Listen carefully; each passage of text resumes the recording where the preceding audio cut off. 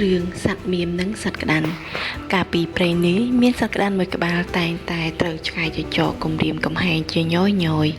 វាក៏គិតខំរកមធ្យោបាយដើម្បីទប់ទល់នឹងឆ្កែចចកដើរបណ្ដើរគិតបណ្ដើរក៏ជួបនឹងសត្វមៀមបានសួរទៅសត្វក្តាន់បងឯងទៅណានឹងក្តាន់ឆ្លើយខ្ញុំធ្វើដំណើរទៅព្រៃខាងលិចមៀមសួរតើបងឯងទៅធ្វើអ្វីព្រៃនោះឆ្ងាយណាស់ក្តាន់តបខ្ញុំទៅរកអ្នកខ្លាំងដែលអាចជួយខ្ញុំបានក្តាន់ក៏រៀបរាប់ពីរឿងរ៉ាវឲ្យមៀមស្ដាប់មៀមនិយាយខ្ញុំគិតថាបងឯងត្រូវការអ្នកជួយបងឯងគួរតែរកមើលសត្វដែលនៅជុំវិញខ្លួនប្រសើរជាងក្តាន់និយាយហេតុអ្វីមៀមនិយាយឧបមាថាមានចាបមួយលងទឹកបងគិតទៅមើលថា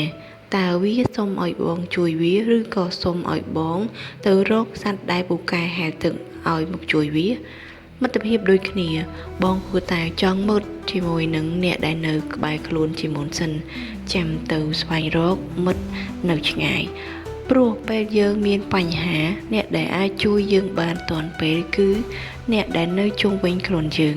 ចាប់តាំងពីពេលនោះមកសត្វទាំងពីរក៏រាប់អានគ្នាជាមិត្តជារៀង